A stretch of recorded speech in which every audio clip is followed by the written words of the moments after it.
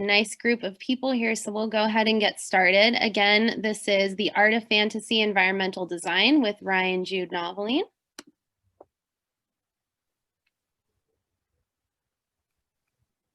My name is Shireen Faridnia. I'll be your host today. You can check out more of our products over at Wacom.com. This will be a 2-hour session. We will have a Q&A throughout the demo portion of the session. So please use the Q&A feature and please avoid the no chat or the chat and hand raising feature for questions. And due to time constraints, we will try to get to every question. We might not, we apologize for that, but I will do my best. And this Zoom session is being recorded, so we will send a YouTube link out to everybody after the session. And we also have an exclusive Wacom offer. It's $50 off the Wacom one over at B&H. So head over to B&H and use the code Wacom Webinar to. And that is all for me. So I will go ahead and hand it over to Ryan. Ryan, go ahead and take it away. All right, bring you guys right into my presentation here. All right, can everyone see the screen? Yes, we can see it. Awesome. Should I go through here? I'm in fact on the screen. There we go. Okay, so Art of Fantasy Environmental Design. I am Ryan G. Dowling. Hello, everyone, coming to you live from my little enclosed studio in the Boston metro area. I am a multidisciplinary artist by nature, and I am going to kind of walk you guys through how I came to be doing what I'm doing. It hasn't been a linear path, and even looking back on my own work, it's really interesting to see like the twists and turns and bends that have brought me to where I am right now. I assume that most of you are here because you've seen the Rapunzel's Cottage with charming playhouses, and we are going to talk a lot more about that and the process of that, and lead right into a demo where I'll show you kind of how that came together. But first, I'm going to take you kind of on a little journey of who I am. This is my family. There's 6 of us. My mother, Lisa, my father, David, and I have 3 brothers. Pretty creative bunch, us collective. My mother is a children's book author. Growing up, she definitely worked really hard to cultivate, my own creativity. And I've been working with her for the past 5 years on and off, art directing her Piccadilly children's book series. So you can get these on her website. She's worked with a couple phenomenal artists, Philip Light and Nicola Wang, to bring these stories to life. They're incredible books. So if you like art books, they're extra large. They're a lot of fun. My youngest brother Liam is actually a professional Twitch streamer.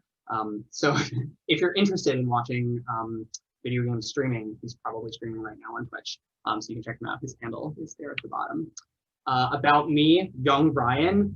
I think it's really interesting to reflect on the things that I really loved as a kid, because children don't have those filters. They're just sort of drawn to things that interest them.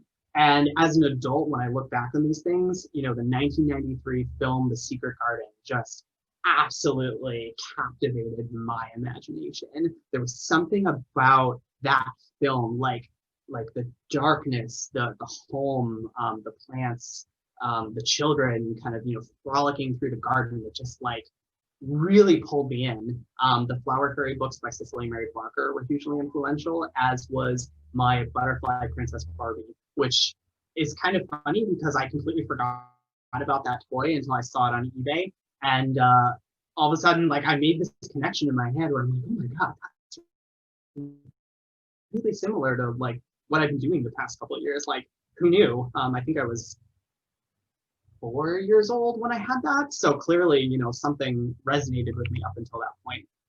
I was a theme park kid growing up. I went to, Walt Disney World a handful of times with my family. Tricky to move a family of 5 and 6. But I did go a couple times when I was quite young, and I was definitely like completely captivated by, truly the magic and the smells and the feeling of what it's like to be in that theme park. you don't really think as a child, like, how did this get here? But that was something that just sort of stuck with me. Through grade school, I wound up deciding kind of senior year, like, art is the focus. That's where I'm going. Like, how do I get there? And working with my art teacher senior year in a portfolio class to essentially prepare a portfolio of work to apply to art school. And the drawing on the left you can see is kind of the, I guess it's like the infamous bike drawing for the Rhode Island School of Design. It's been required, I think, every year for a very long time. I worked many hours on that drawing, you know, before school started, coming in early to like with these tiny pencils to just render all these details on this bicycle. And look at that phenomenal watercolor painting of some fabric. It's strange to look at these now. When I did ultimately end up going to RISD, someone told me going in, you know, it's very unlikely that what you study and play around with as a student is what you're going to end up doing in your professional career. I found that to be true. And I really did spend a lot of time just trying different things. I tested out all sorts of strange concepts. I loved very tactile, loved playing with material. For concept class, I made this building block set for a Frankenstein monster, and you could like attach different body pieces to it. A little macabre considering where I went, but you know, it was about trying new things. I think that the biggest change, no pun intended, that affected me while I was a student was really like changing my perception of scale of art. You know, from high school going into college, art was this 8.5 by 11 sheet of paper, and you take a pencil and you draw like little details inside of it. And all of a sudden, you know, I get to art school and everything's huge. You know, like you weren't just using your hands and your fingers, you were using your arms and you were using your whole body. And, you know, next thing I know, I'm up on a ladder, you know, painting with charcoal on this paper that's, you know, 10 feet tall. And that picture that you're looking at here was my final critique for my second semester drawing class. Once a week, 7.5 hours a day, we were in that room working on these images. And that is absolutely something that has carried with me, you know, this playing with scale and seeing how big I can push something to create an experience. I was very fortunate to have the opportunity to intern for Walt Disney Imagineering during that period.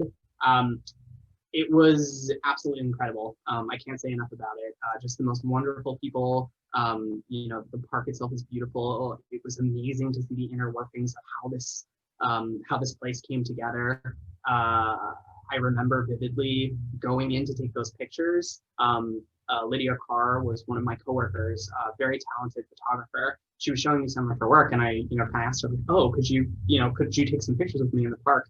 And we got up really early, and we were in there at 7:30 in the morning, and it was already oppressively hot. I remember going in with that suit on, and I was just like sweating bullets as we were kind of running around before the guests came in. Such an incredible time in my life. For anyone who is interested, you know, in learning more about the work of the Imagineers, I definitely recommend checking out the documentary on Disney Plus. And you know, for career opportunities, check DisneyCareers.com. When I was back as a student at art school, I kind of got bored with the illustration courses. They weren't geared towards sort of a tactile nature that I was looking for. So I kind of was pulled by a friend of mine into her fashion class. And they didn't typically let people into that department who were not already in the fashion department. So it was kind of a big deal that I was there. I was like the outsider. And the final project for that class was to create a women's garment out of a recycled material. And I remember thinking, well, I'm going to be stuck with this material for an entire semester. So let's pick something that I like. And I ended up choosing Little Golden Books. For anyone else who's familiar with those, they've been around for quite some time. You know, they're little, they're colorful illustrations, all different types of stories. And I bought about 500 of them from eBay. And next thing I know, I'm sitting on the floor of this cubicle, just tearing up these books and organizing the pages by color. And it was, you know, the pages became strips, and then the strips became panels, and then the panels became half a skirt. And next thing you know, after a semester of working on this, I had this gown made out of these little golden books that I presented in the final critique for the apparel department, and it was a pretty exciting time. Tommy Hilfiger was one of the judges there, and he had wonderful things to say about it. In general, it was not particularly well received by the school faculty. It was just one of those lessons that you learn as a student. If you're seeking approval, that you may not necessarily get it or find it where you're looking for it. Kind of a tough lesson as a student to stomach, but it is one of the things that you learn if you go to art school. I ended up interning for Diane von Furstenberg's atelier in New York City after that. 6 weeks, possibly the hardest 6 weeks of my life. Very rigorous, demanding, on your feet studio job. The work that comes out of the house is beautiful and incredible. They did push the interns really hard. If anyone, is curious kind of like what that felt like, The Devil Wears Prada is pretty spot on. I think anyone who's ever worked in the fashion industry can probably attest to that pace, that fast pace and meticulousness of everything that goes into fashion is very, very much true. And I learned an enormous amount about fashion and design and marketing and presentation from even only having been there 6 weeks. I think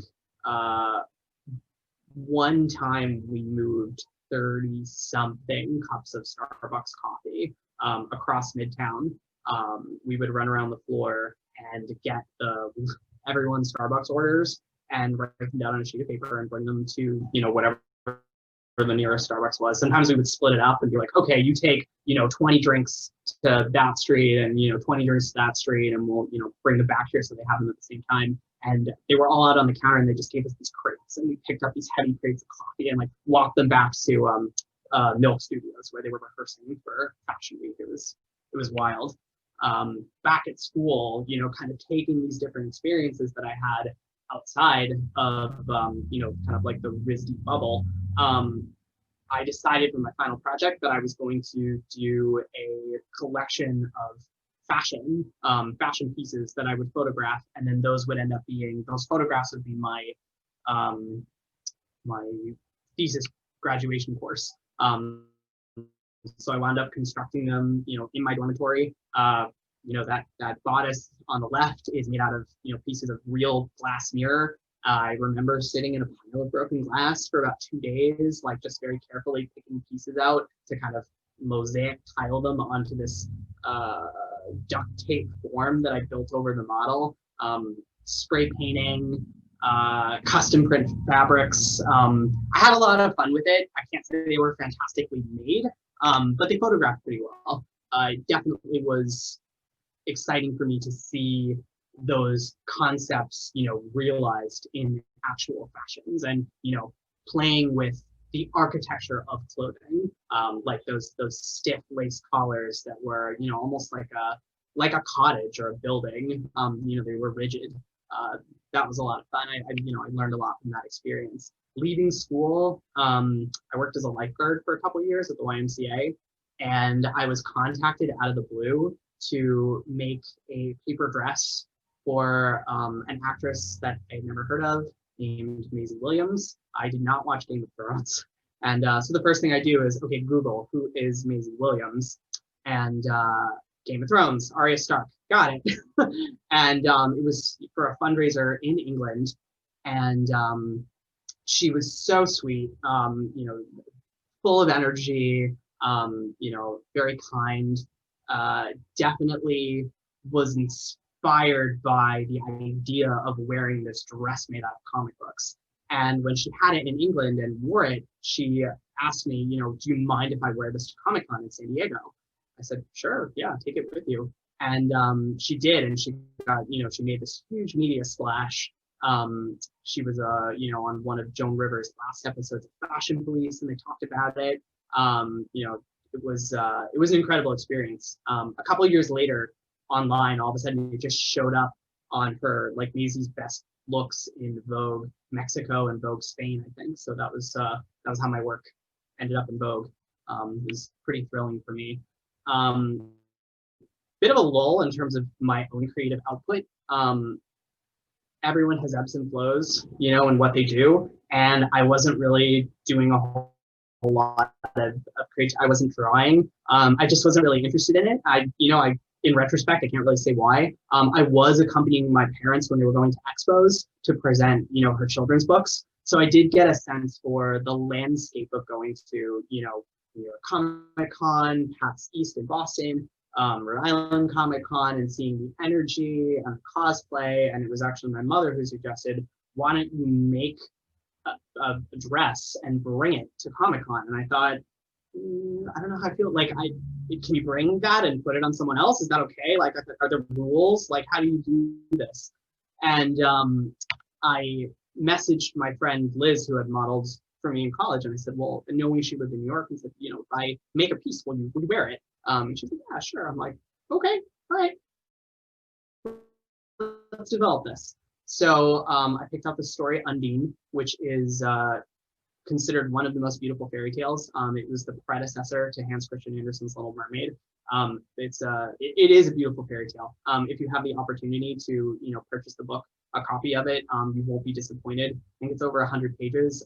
You know, just romance, you know, sword fighting, fireworks, crystal castles, like all the fun details that you can think of in a fairy tale, like they're all in this book.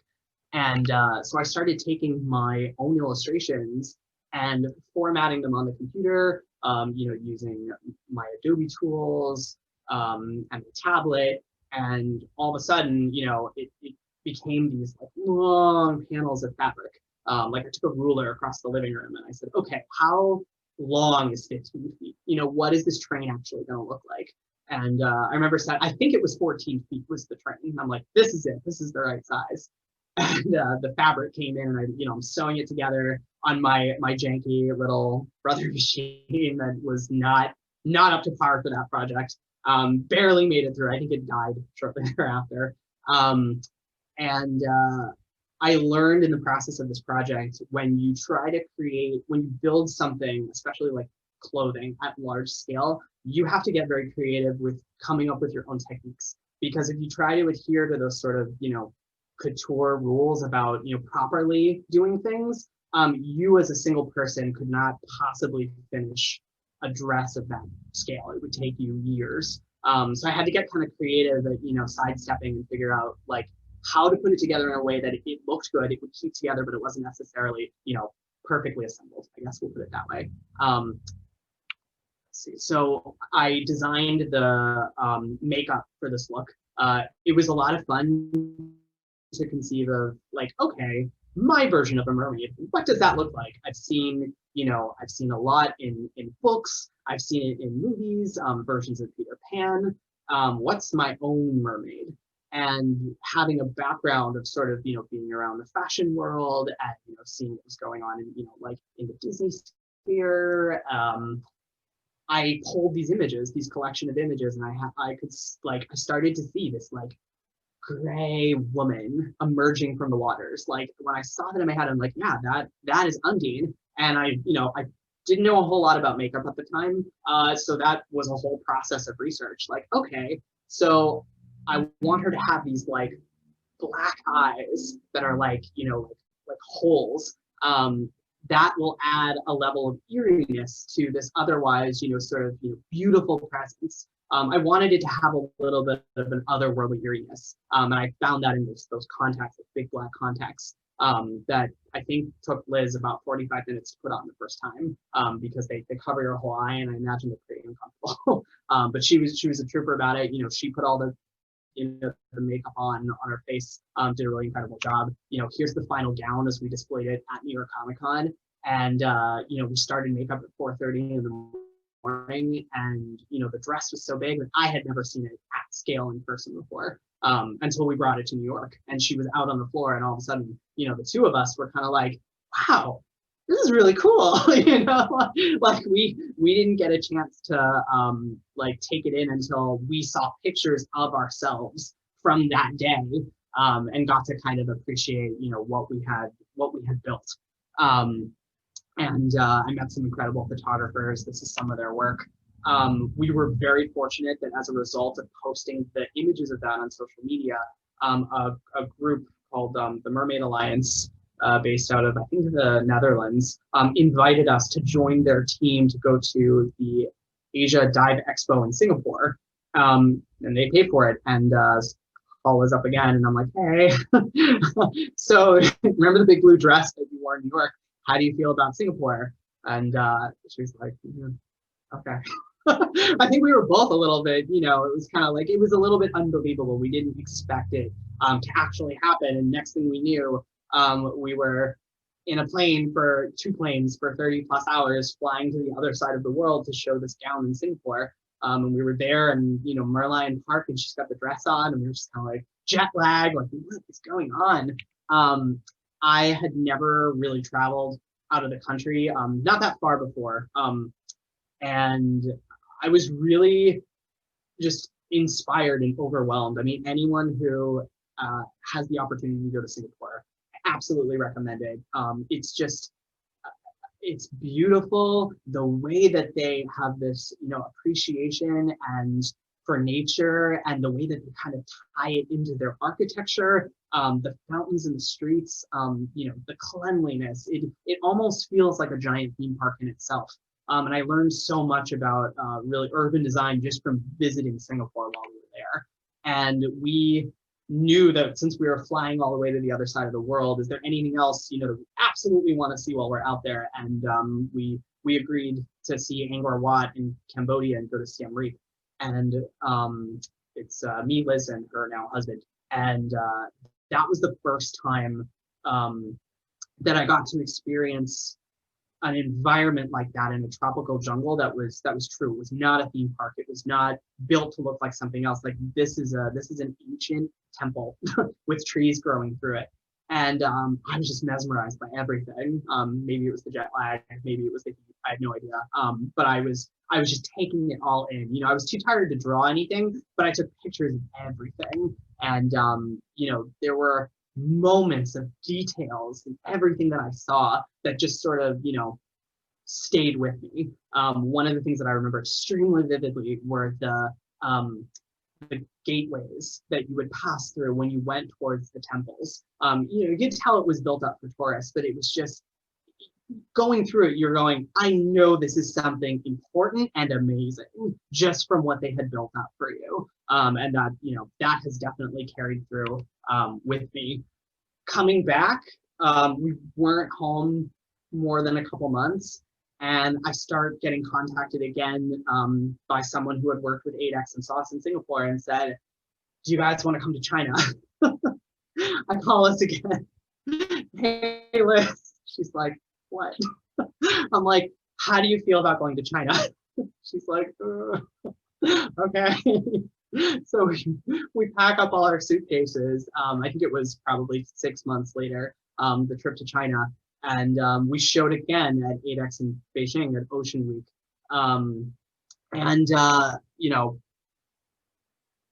It's hard for me to even just describe what it felt like to be in China. It's not somewhere that I ever thought that I would visit.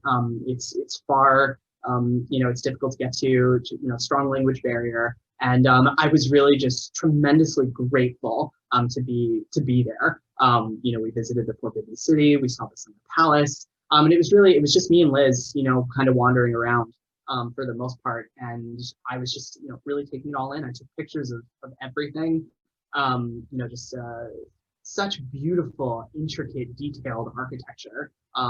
It's something I would absolutely love to just learn more about. In that brief period, we didn't have time to, learn a lot about the research. But we were very fortunate enough that one of the women who brought us there was gung-ho and excited enough to get us to the Great Wall of China. So we packed up the dress and we took the bus, and Liz was doing her makeup in the car, and I took the bag over my shoulder up I don't know how many hundreds of steps. We didn't have any cash for the gondola, and we brought the dress out onto the Great Wall, and Liz was out there, with the dress. I think the people coming through the towers, like, they came out and they were like, is that a mirage? Like, it didn't make sense. It was not an easy place to get to. So it was just, it was a really incredible moment for me to kind of see after all that work, after, New York and Singapore, there we were on the Great Wall of China, with the gown and all of its splendor. I met a photographer there, Michael Awe, who is, he's a National Geographic photographer, and he does undersea photography. And he had this idea, if you, can I shoot one of your pieces, your dresses underwater? And I designed this gown based on a betta fish. And Jessie Liu, who is a very decorated free diver, means you go down there without oxygen. Those sharks are real. She went down there in the dress. That's the Garden of the Queen in Cuba. And they all went down with her, and they, took these photographs of her underwater. Just totally, it blows my mind. The whole thing blows my mind. I skipped ComicCon that year after the 2 trips to Asia, and kind of dove right into the following ComicCon for New York. And I thought, okay, new approach, let's try something different. Like, I don't want to do the same thing I did. We really did a lot with mermaids. I spent time swimming with the mermaids in Singapore, and I thought, all right, well, let's explore another facet of fantasy. And I kind of settled on this idea of fairies and fairy lore, which, for anyone who's really interested in fairy lore, there's a lot of darkness to it. The fairies are known to be mischievous. They sometimes they'll take children away into the forest and they disappear. Like, there's a beauty to it, and there's also this underlying sort of eeriness. So I was definitely trying to kind of capture both. And I wound up doing this gown design inspired by Sleeping Beauty and the 7 fairies of the story. And the 6 fairies are featured on the gown. And then the 7th fairy is essentially the person wearing the outfit and playing a lot with lights, which was something I had never done before, to illuminate the gown. So when the model was standing wearing the dress, it just looks almost like a drawing, like something that was put together on paper. This is where I crossed paths with Shireen, who saw us. We didn't actually speak. Admittedly, on the floor, that's a crowd of hundreds of thousands of people. I'm generally oblivious, like, to be there. Neither Liz nor myself are extroverted crowd people. So it takes a lot of psyching up for us to get in a room with that many people and just sort of, perform for hours at length. Challenging, but tremendous amount of fun. When the dress lights up and it's in the dark, the 2000 color change LEDs, really, they bring the artwork to life. And it has this whole new dimension of nighttime fantasy, like true regal splendor. But you can only really see it in the dark. In the convention hall, it was on, but you couldn't really see it. Yeah, that's what it looks like in the dark. From there, I wound up, so COVID hits, everyone goes home, everyone's staying isolated, and, all the cons were postponed and or canceled. And, me as an artist, I started to, I was kind of doing the same thing. I started to inward reflect on the aspects of art that I love. And, really, for me, what it comes down to, my core, I love drawing and painting. And I don't really have the space for traditional medium anymore, as much as I love them. And digital has come a long way. This really just like, digital is doing things now that it couldn't, when I started in school. And so I basically determined that I want to learn to be a digital painter. Like, I want to get really good at this. I want to learn what's out there and, really investigate what's going on in this space. And wound up taking a class at Schoolism with Nathan Fouts, who's been working on that for a while. And this is kind of where I started. Little rough, little edgy. Not bad. I mean, I'm not dissing but I could tell it wasn't where I wanted to be. This stuff comes with practice. They talk about it in the class, and it's absolutely true. Like, if you're interested in improving and becoming fluent in the visual language of painting, you have to keep doing it. After a couple months of working on these, hour-long studies, I started to find myself at a place where I felt comfortable with the work that I was producing. Like, it was starting to resemble what I was thinking about, when it started. And also that I was able to create new scenes, not just copy them. You start with copying, but then you evolve from there. You start to curate your scenes, and then everything just sort of calmed down. I started to get a little easier about it. And now I feel like I'm at a place where, the passion of what I love and what I want to convey is now starting to come through. So it's probably about 6 months of, daily studies and, watching tutorials and listening to people talk about concept artists, how they do what they do, to kind of settle into where I felt like, I was starting to get there. Let's see. So now, I'm here, home in my studio, and on my Instagram, I take a lot of pictures of, the objects around me that are inspiring me. I curate them, I change them. I like to talk about them. I actually did a studio tour with Wacom that you can see on their YouTube channel, where I take you through the room, and you can kind of see what's in here and, the stories behind it. So some of my takeaways that I was reflecting on these things that I, kind of wanted to bring up to everyone, who's following. Definitely true. For every successful venture, you're going to have a lot that aren't. You're going to have a lot, and you have to keep trying things that you've never done, that you don't know if they're going to work, to get those gems.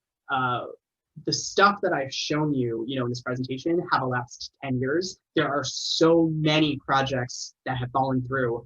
God, I don't even know how many fashion shows I was invited to participate in that didn't happen, or, they wanted me to pay some really high sum of money. There were books that didn't happen. You just got to keep going, you let it, you take it with a grain of salt, you let it wash over you, and you keep, plowing ahead in that thing that you're interested in. Try your hardest in everything that you do. That will never serve you wrong. There's a really good chance that you're going to end up working at a job or for a client doing something that you really don't like. And having a strong work ethic and, trying to improve your skills, it will cross over in disciplines and other things that you do. And it does pay off in the long run. Research first. I bring this up for anyone who's interested in, reaching out to industry professionals, people who do a particular kind of work that you're interested in. In general, I find people to be very nice and approachable. If you have questions about a specific kind of work they do, I would urge you to do your research on them first. There's a good chance they've also probably talked about what they do before. If they've done interviews or, or on a panel, learn what they have and they put out to teach you before you jump in and start asking your own questions. It also shows respect for them, and they will definitely appreciate it. And it's going to help you kind of get to a higher level of learning and what you want to know about what they do. And then the last thing is essentially, if your job isn't your passion, or, it's you're creating a body of work that isn't something that necessarily inspires you, always try to find time, even if it's, every 5th project, every 6th project, if it's, an hour once a week, to do that thing that gets you excited, that gets your creative juices flowing, that gets you, in touch with yourself. That also will definitely serve you in the long run, because it's very likely that people who gravitate towards you for what you do are going to love that thing that you do out of passion, out of love. So I would recommend, definitely, if you can, if you know what that thing is, set aside time for it, and it's going to start to just flow out from you. Okay, that is all I have for about me before I dive into the work I'm doing with Charm Playhouses. Are there any questions before I continue? Yes, we have 2 questions, but before I jump into those, I just wanted to share some of the love that you're getting in the chat. Kim Tyler says, amazing work. Laura Susan Thomas says, I am an old Imagineer. It is an amazing place to work. And we have and we have a nice comment from Ashmi D. Incredible work. Love seeing your journey from art school to an artist, designer, and a person who brings joy to fans around the world. So Thank very you. nice comment. Yes. That means a lot to me. You don't get a lot of that in your journey, you know, from people who love what you do. So it means a lot. Thank you to all of you who are out there and listening to me. Yes, everyone, thank you so much for sharing that in the chat. So I'll jump into the 2 questions that came in. Rocio wants to know, what were you invited to do when you were contacted by all these events overseas? Were you a guest or a panelist? What was your itinerary like? Let's see, let me go back to the picture there. We, in Singapore and in China, it was slightly different. In Singapore was very not hyper organized. So we're kind of just wandering around with the gown and taking pictures and answering questions, talking about the Mermaid Alliance group that brought us over there. And China, I was a panelist. I gave a presentation. We brought the gown up on stage. It was quite formal. Everything in China was very formal. They were supremely organized. Everyone was exceptionally nice and gracious, knowing that we had come such a long distance. And oh man, we were so wrecked, like running on enthusiasm and adrenaline, but you know, trying our best to enjoy it as it happened, but at the same time, like, you know, you can only function so highly with like such delirium. So I, you know, I look back at it extremely fondly, but after an enormous amount of sleep. But yeah, that was my first time being on a panel for something like that, to raise awareness about environmentally conscious clothing, and talking about the techniques that I used. But that fabric is it's a hemp silk, which is not a commonly used material, and it's actually very heavy. It's almost like denim. So you can imagine that gown, like that is a really heavy gown. It's not like a light flowy slip. Like that thing pulls you down. Like Liz is wearing an enormous heavy hoop skirt made out of deer wire. It's like a building. She's basically wearing a building, and you know, she's so strong that she carries it off effortlessly, like she's floating. That thing's really heavy. So that was an illusion. But yeah, it was very exciting. Very grateful to have been able to do that for those opportunities, because I never saw myself going to Asia. Awesome. I can't believe you carried that dress up all those stairs at the Great Wall of China. I don't know how you did it. Either. So our second question comes from Taylor Martin, and they're wondering, what digital programs do you use? Do you use a drawing tablet as well? And if so, what tablet do you use? Yes. So right now I'm using so for like these kinds of drawings, I have an Intuos Pro paper. I'm currently using it without the paper. So I guess that's just the Intuos Pro tablet. It's amazingly responsive.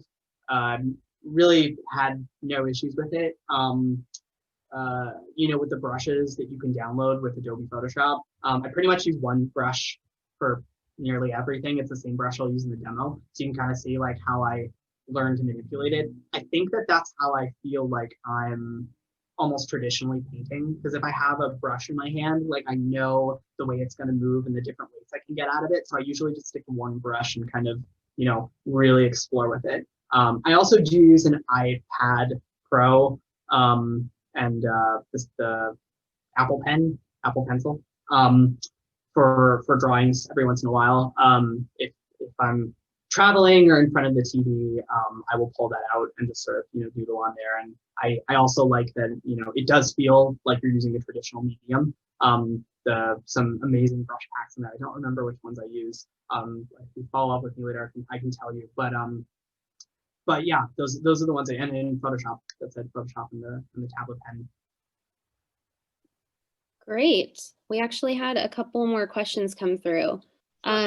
Anna Hernandez wants to know, have you had creativity blocks in the COVID times, and how have you found inspiration during lockdown? Oh man, that's a really good question. this time period for me, you know, with COVID, in some ways on the course of my life, it was really hard for me to focus back to drawing and painting, which seems silly because you'd say, but you love it so much. How could you not do it? I need a certain amount of like mental space to do that. You know, like I need a clean room, I need a clean mind, and having all that noise that's generally moving around you, you know, whether it's work or, you know, the media or, you know, obligations, having everything all of a sudden kind of calm down to this very dull roar, the inner part of me, that voice inside, started to actually get a little bit louder. And all of a sudden, you know, I have all these art books that I've collected over the years, but never, I don't want to say I never looked at them, but I didn't have the time. And all of a sudden, like the books are like these like glowing gems on the shelf, and I start pulling them out, and I'm looking at, you know, like the art of Imagineering and Ivan Earl and the art of ornament, and you know, all of a sudden I start getting like creative in my head. It sounds silly, like I start having these ideas, and I'm like, oh, I want to make that, you know, and I've got the, you know, I have the time to do it. I suppose my advice to anyone who kind of feels like they're in a creative rut is it really, time is the greatest gift that you can be given. The ability to have the space to experiment with a new program or a new medium, like that is the biggest gift of all. And if you can, you know, like there's free tutorials on everything. Like the sky is the limit on your creativity if you've got a computer, the internet, and a tablet. Like you can do anything. Like we live in VR world now. You know, you can build your own world and explore it. I suppose I would advise you, if you're in a creative rut, either look to the things that you liked to do when you were really little, or look to the artists who inspire you most and kind of dive into their world. You know, like let it consume you. It will get you excited, and your creativity is just gonna come out as a result. I promise you. Awesome, great advice.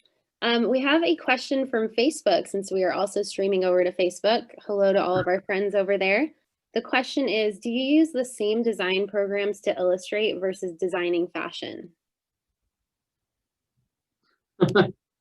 That is a good question. I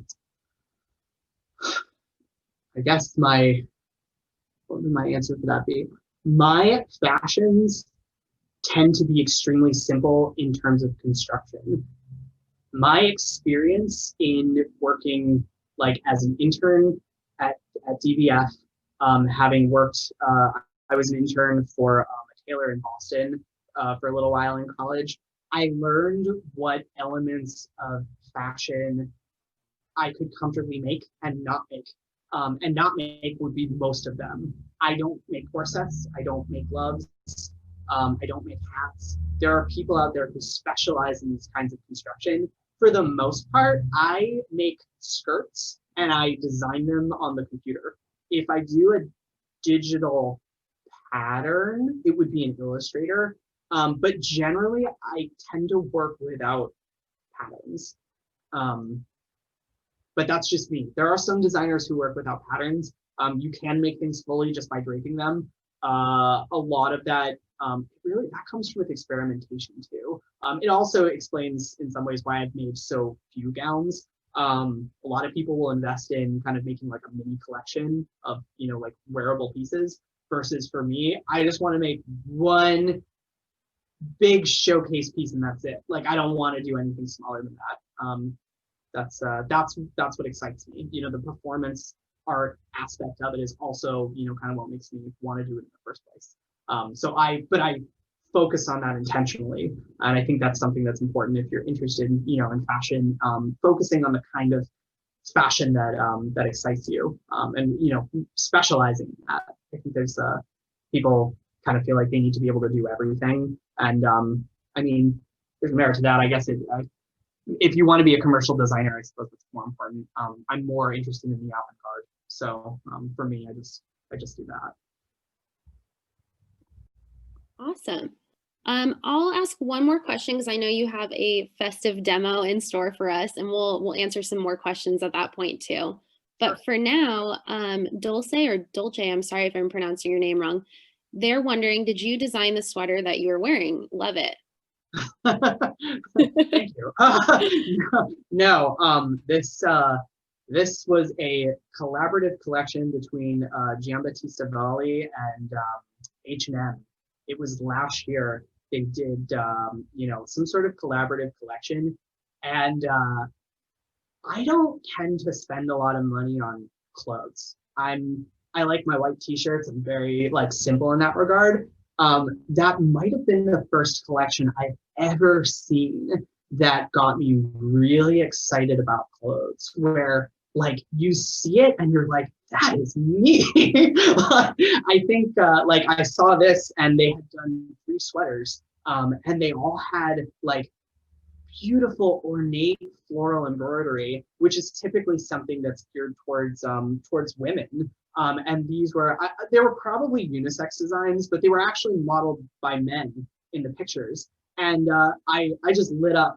I'm like, I need all of them. And I chased them out. They were long sold out in the stores because I'm not in tune with these things. So like I'll see it on eBay. I'm like, what is that? Like, oh, I love that. I have never worn this out before. It's been sitting in my closet for a year. So I pulled it out just for you guys. But I'm glad you like it. I mean, I love it too. It feels regal. And it's warm and it's comfy. I love it too. And yes, it's very regal. So, Ryan, why don't you go ahead and head over to your demo? And while you're pulling that up, I just want to let everybody know we've actually included the link to Ryan's studio tour in the chat. So please save that link so you can go check his studio tour after the webinar.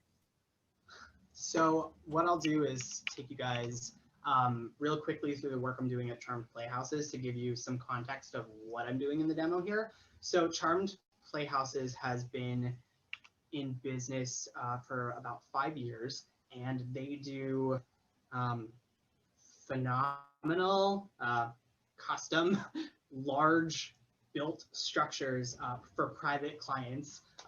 These go into people's backyards, they go into parks. In some ways, it's very difficult to describe them. They are fantasy. They are amazing. You can go inside. They are fully furnished. I've never seen anything quite like them that sparks wonder and excitement the way that they've done it. It's run, it's owned and run by one family. It's Tyson and Audie, and they have just such a clear vision of what they want these to be. And it's been such a pleasure to work with them and be able to take what I can do, drawing and painting, and hand it off to them and see what they can do, on the fabrication side to build it.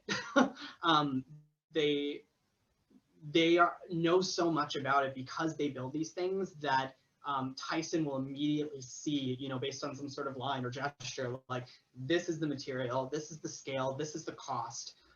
These designs here predate my work with them, but these are some of the ones that they've done that I think have definitely captured the imagination of people at large who've been interested in their work.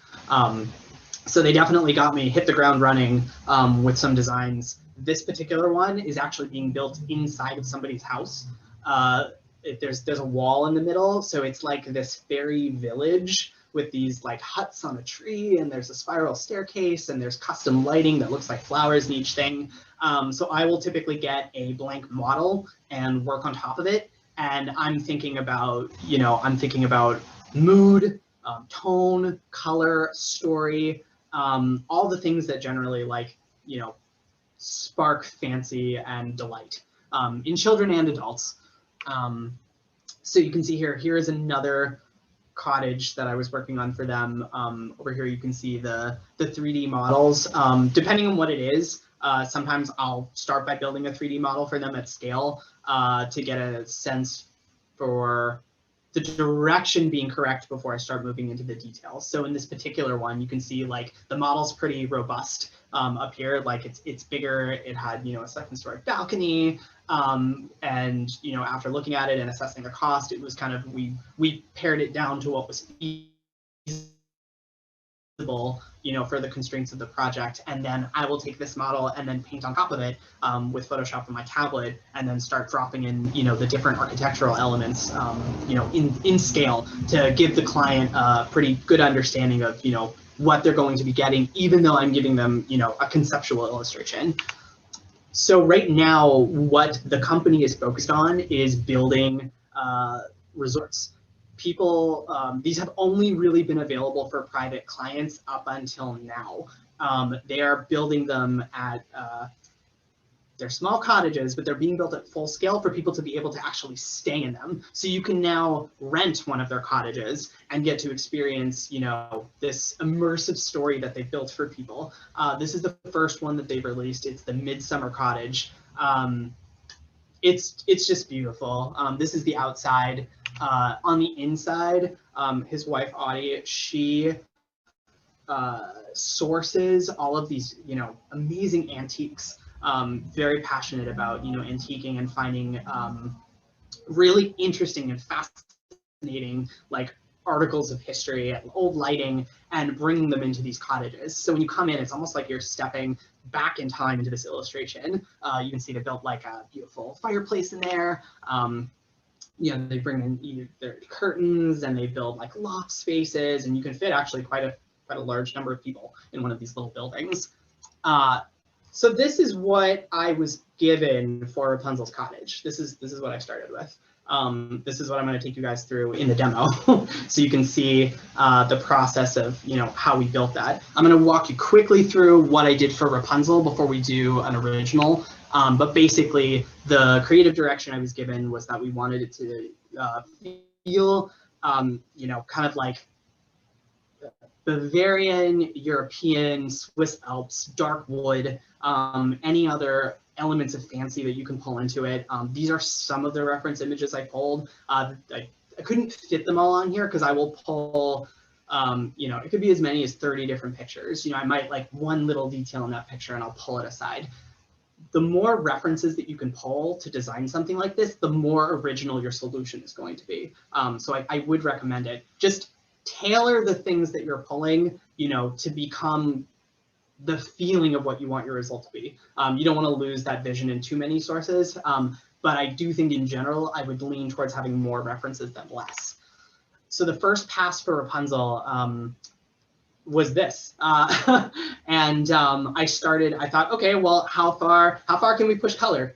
You know, with fantastical elements, I'm gonna play with let's do some like gold yellow trim that has, you know, fanciful curlicues and, you know, a pink roof and, you know, layers of detail.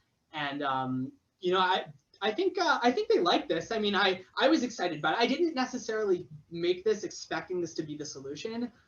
As a concept designer, you know, your job is to give them ideas that they wouldn't have thought of themselves. You know, this is, especially if a company like this gives you carte blanche to like do anything that you want, which is a very unique and, you know, unlikely opportunity. So when they kind of said, run with it, just see what you can do. You know, we'll take whatever you got. And I came back with this and they were like, whoa, okay, wow.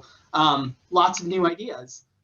Second pass, you know, to kind of rein it in towards more of that dark wood detail. I added a lot of custom molding, spent a lot of time just sort of playing with that feeling of the cottage. With that like purple and yellow combination of colors. After they reviewed that and they kind of, you know, changed the details that were resonating most with them, we wound up with this as our solution. And so you have the colors, the final colors of the building, some of the final details that wound up in the building. These are my reference images for the wooden trim. I did not actually know that Rapunzel is the name of a flower. I don't know if any of you guys already knew that. I did not know that. So we ended up incorporating a lot of the Rapunzel flower into the building itself, and that purple color. So here you can see the first pass for the details for the wooden trim. In my mind, originally they were going to be painted. you start with what you start with. There's a, aim for 100, you'll probably come in at 80, 85. So, I played with, the braid coming through the wood. We have the hairbrush in there. The Rapunzel flower in a couple different forms, the trees, lots of elements of, fairy tale illustrations. This was done in Illustrator. If you're doing details for fabrication, I think very frequently you will be doing them in Illustrator or a vector format, that they'll be converted to CAD files so that they're exact, so that when they go to whatever machine is going to be cutting them, that you're getting the exact size that you had designed. Here you can see the window detail. It's pretty awesome. They're like, yeah, you can design the windows too. So these are the custom mullion details. These are also done in Illustrator. I did design colored stained glass pieces to go behind them. I don't know if the coloring is going to be in the final, but again, you shoot for the stars and you land where you land.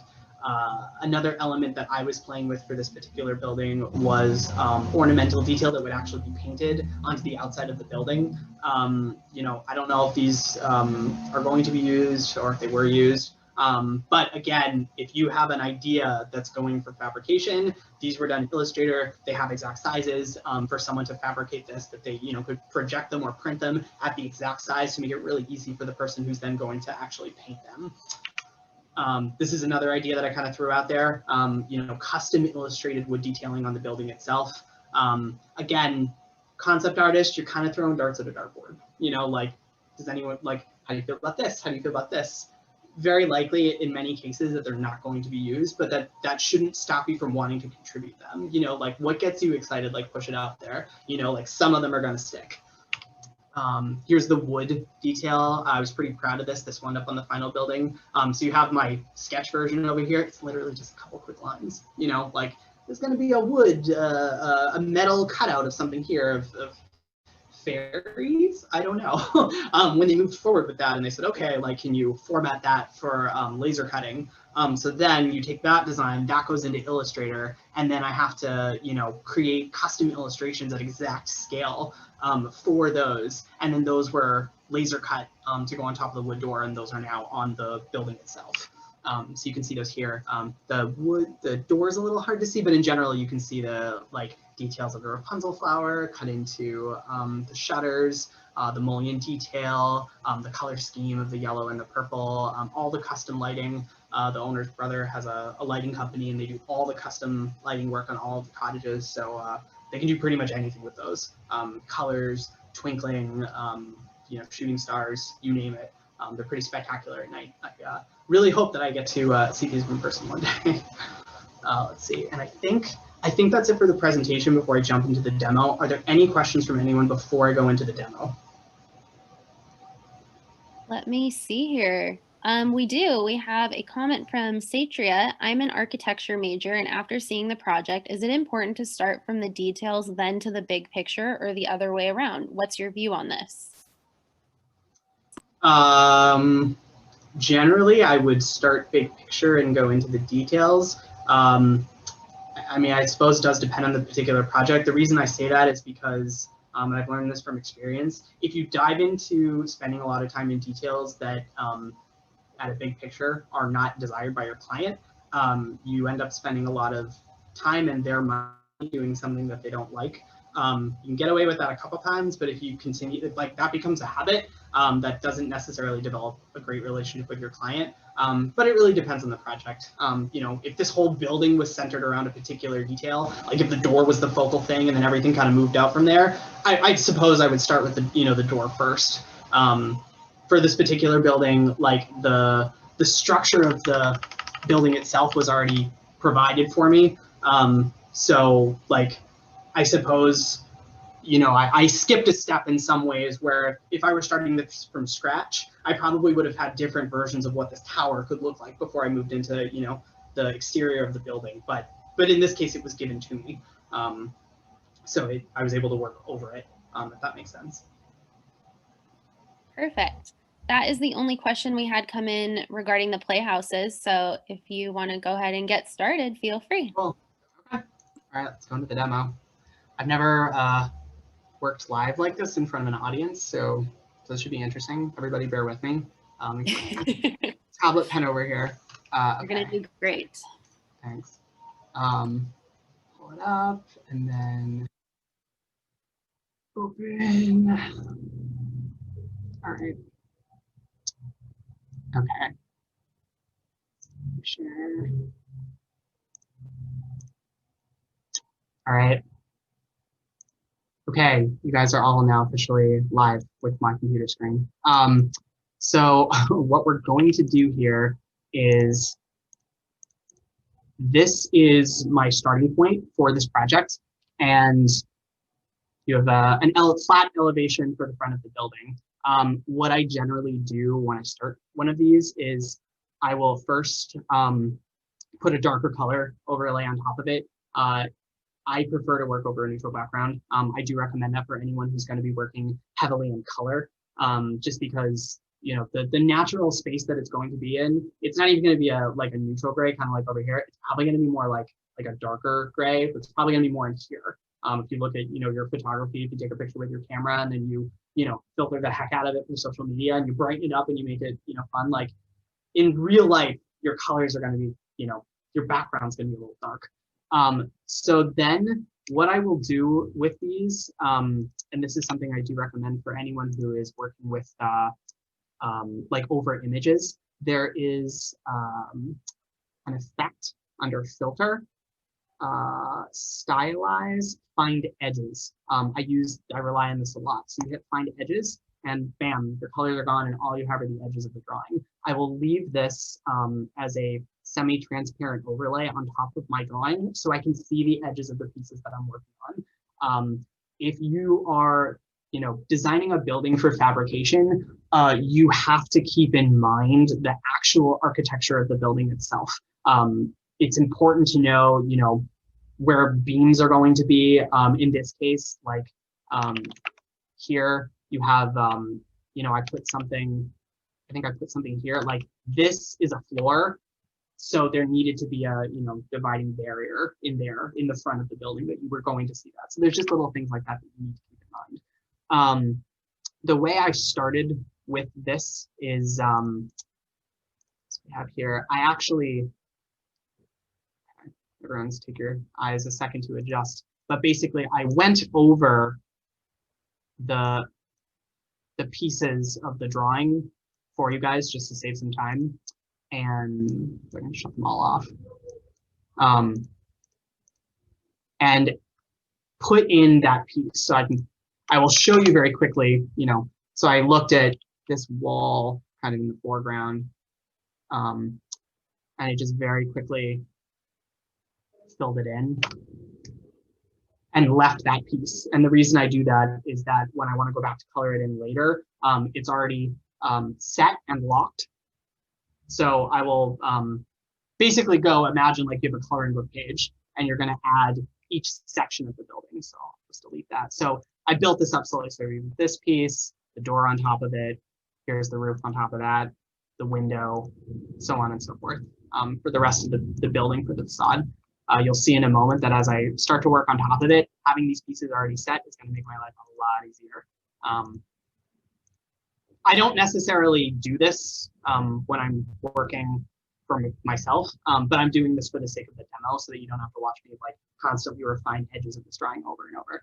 So I pulled out some references here of, we're going to do a fairy tale holiday version of this cottage. And so, you know, for any project, you know, depending on what your theme is, you know, I'm on Google looking for images that evoke the feeling of what I'm trying to recreate. If it's period architecture, you're probably going to want to make sure it's historically accurate. In this case, because it's pure fantasy, we're going to look at some, you know, some candy cottages. We've got this one here. It has some like lots of peppermint on it, you know, like a red roof and some lollipops. We've got Candyland. Candyland is fun. Some base Victorian architecture. Okay, so. All right, I guess I will leave this to everyone else. Question for the audience: should I go with a pink house or should we do white? Like these references. Is there an overwhelming consensus? Should we go pink or white? Let us know in the chat what you think would look best. Okay, we have, oh no, we have 2 white, 2 pink. Okay, white, pink. Oh no, it's divided. Okay, Oh, we have somebody that said red. red. Yes. All right. Okay. Okay. Fair enough. All right. So we'll combine them. Let's see where it goes. All right. So we'll do a little bit of both. So here's the base color. So let's do, for this part, we're going to do a pink. So over here I have this, it's called the Magic Picker. I saw this in a class that I was taking, and it was recommended. You buy it, it's not very expensive, like $15, $16 one-time fee. It is awesome. So you can set up, you know, like the way that you see the color wheel, whatever makes the most sense to you, different kinds of color wheels. And then you can set up like opposites, you can set up, you know, complementary thirds. I love this thing. So anyway, so we'll get our pink color. I like that one. So we will lock the transparency of the layer. So you can see here, just very quickly, you know, we've brushed a pink over it. I will add in some shadows for it. These end up being pretty important later. I added a drop shadow to every piece just so you could tell them apart. You didn't end up with just a, you know, a white canvas. Normally I would keep this outline on top of it so that you can see those pieces. In this case, because I've already broken up the pieces, I'm just shutting it off. But otherwise, that would be how I would know, you know, what was one piece from the next.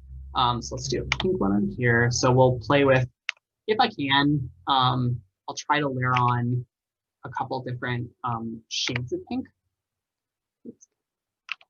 So we'll take, so one of the best things about this color wheel is that you can lock the tone. Oh man, what a gift. So you can drag, you know, your hue and you're just gonna get another color, you know, a slightly different hue that has the same tonal value. And it's awesome for just sort of like very quickly building up like layers of the color. And you can tell that it still kind of keeps that overall, you know, pink.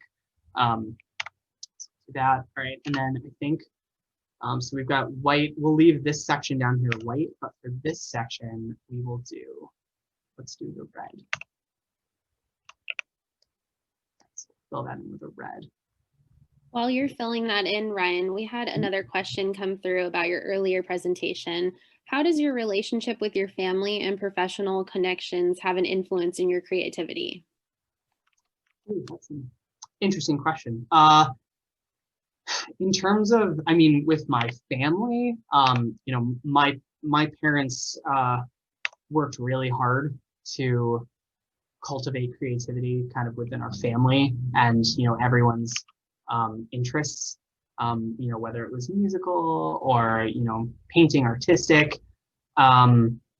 They were encouraging with me, you know, when I wanted to go to art school. And I think that, you know, you're very lucky if you have a family that will let you pursue art school. You know, it's a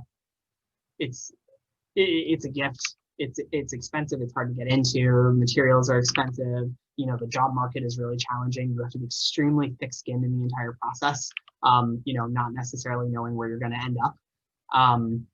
So as far as my family goes, I mean, they, in some ways, I would say that, you know, my mother and my parents believed in me in many ways more than I did, just because it was so important to them to kind of see their children explore those sides of themselves. And I am tremendously grateful to them for it. Professionally, I don't know, I wouldn't say my professional connections have too much of an effect on the work that I do, except that I do, you know, depending on the kind of work that I'm looking for, I might tailor like the images in my portfolio in a particular way.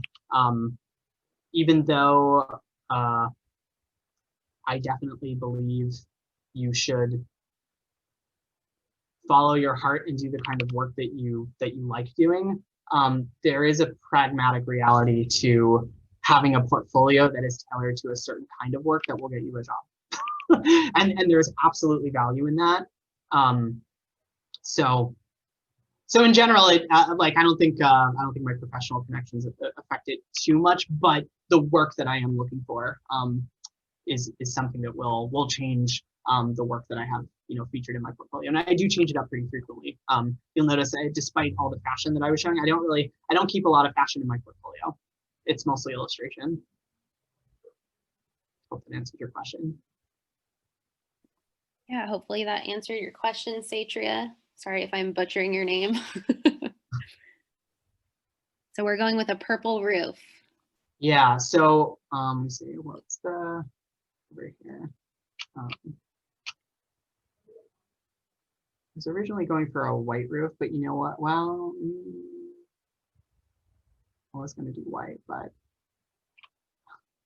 actually, you know what? I'm going to change the hue of that. Going for a white roof, but let's keep it in that red zone. If you're illustrating on an elevation, something that's three-dimensional, like you want to give it that gradation shading to imply, the shadows that it is actually round. So that's all I'm doing here. And I'll do the same thing here on this one. Just kind of add in a couple of shadows. Oof.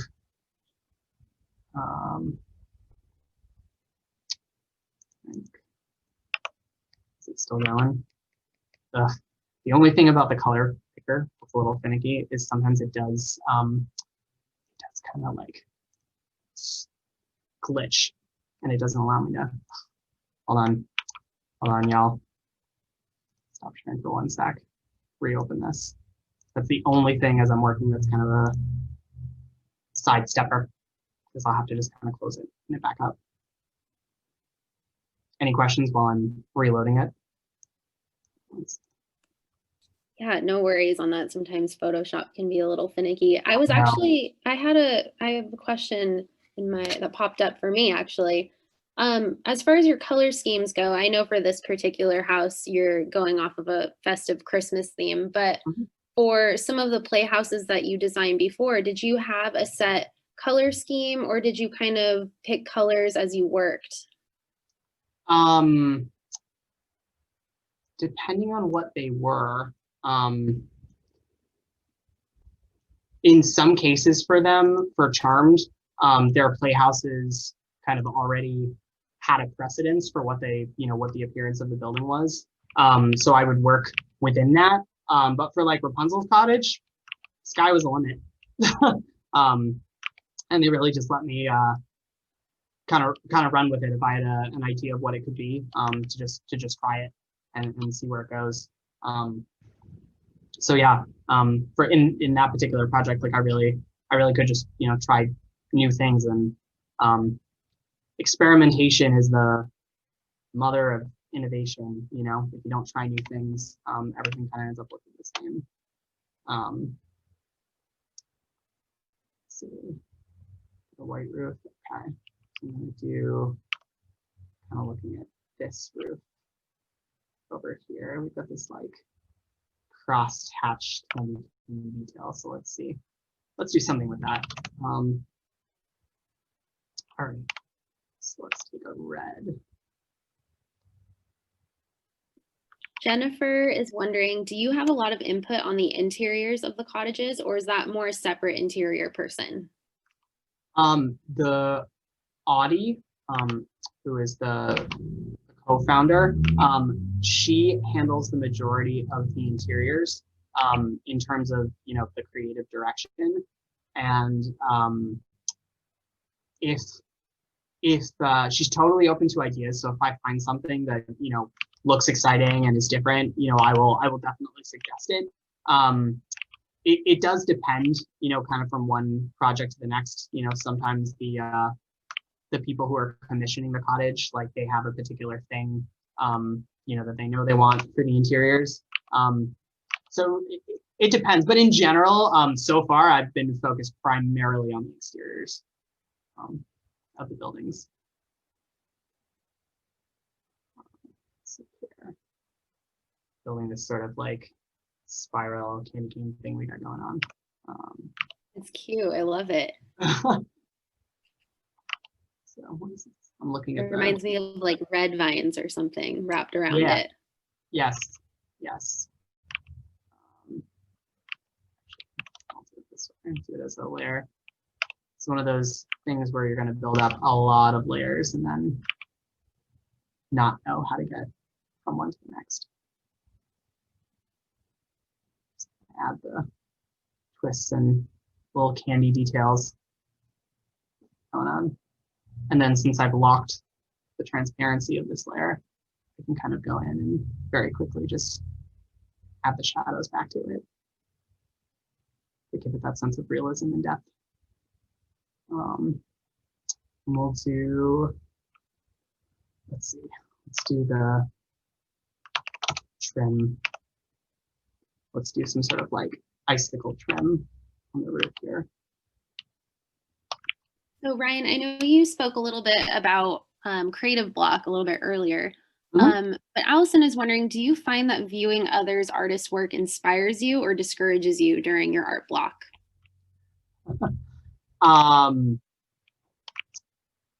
Both. It's both. I think that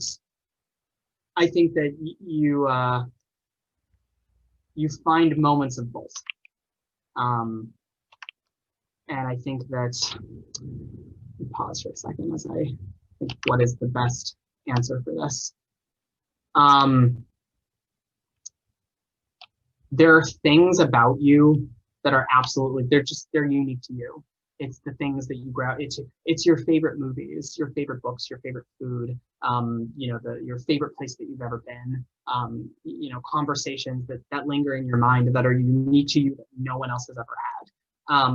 If you find that, looking to other people's work discourages you, and I guess I should have said this earlier, because I think if you're really focused on something, you've got a project in mind, in some ways, like,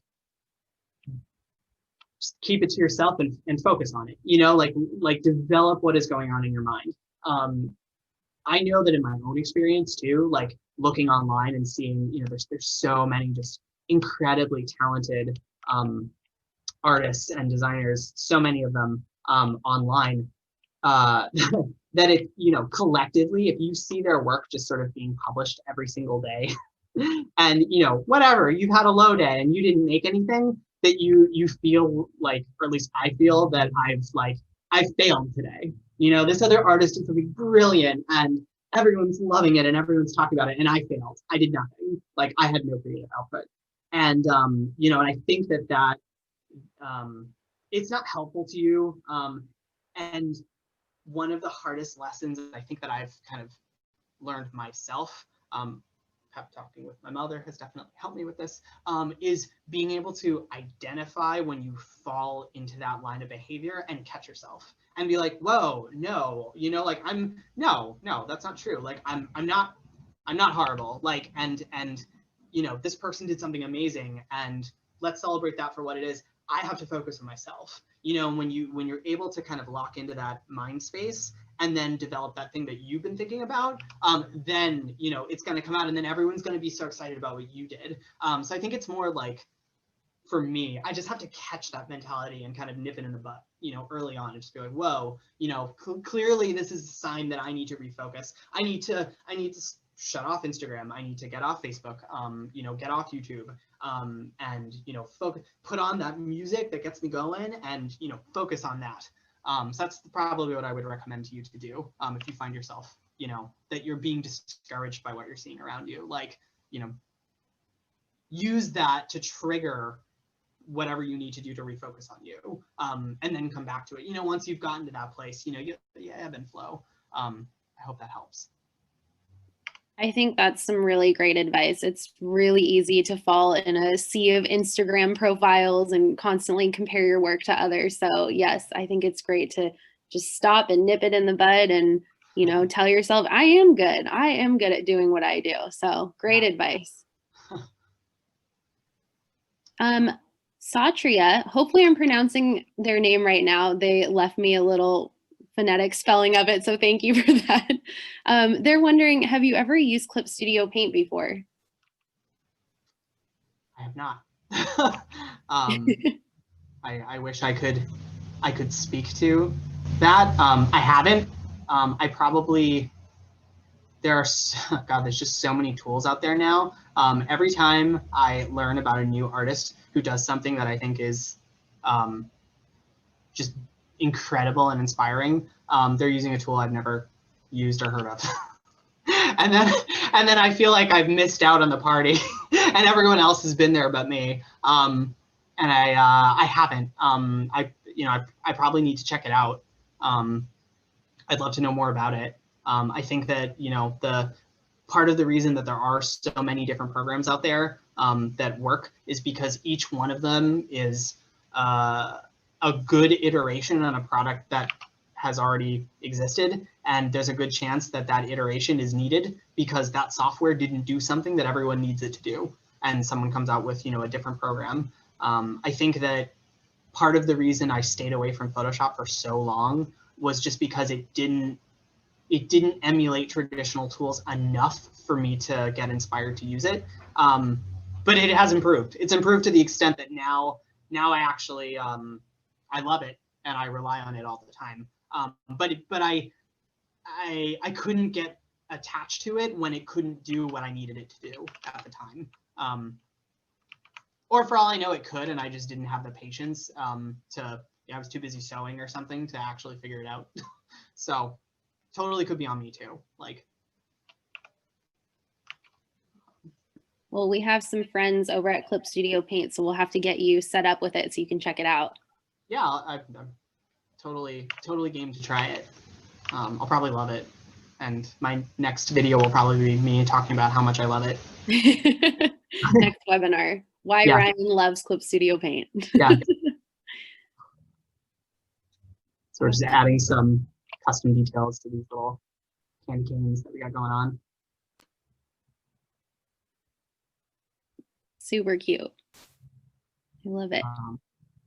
Laura Susan Thomas wants to know, this is a question that was back from your earlier presentation.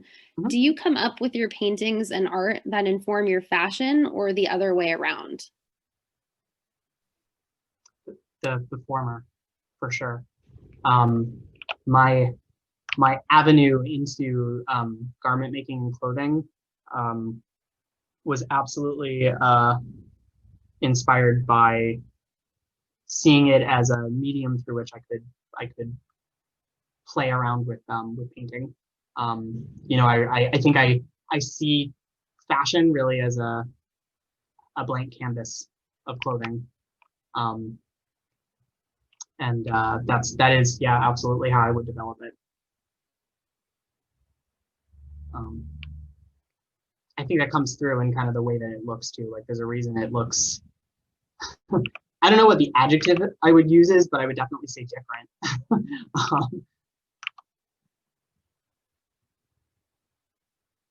Nice.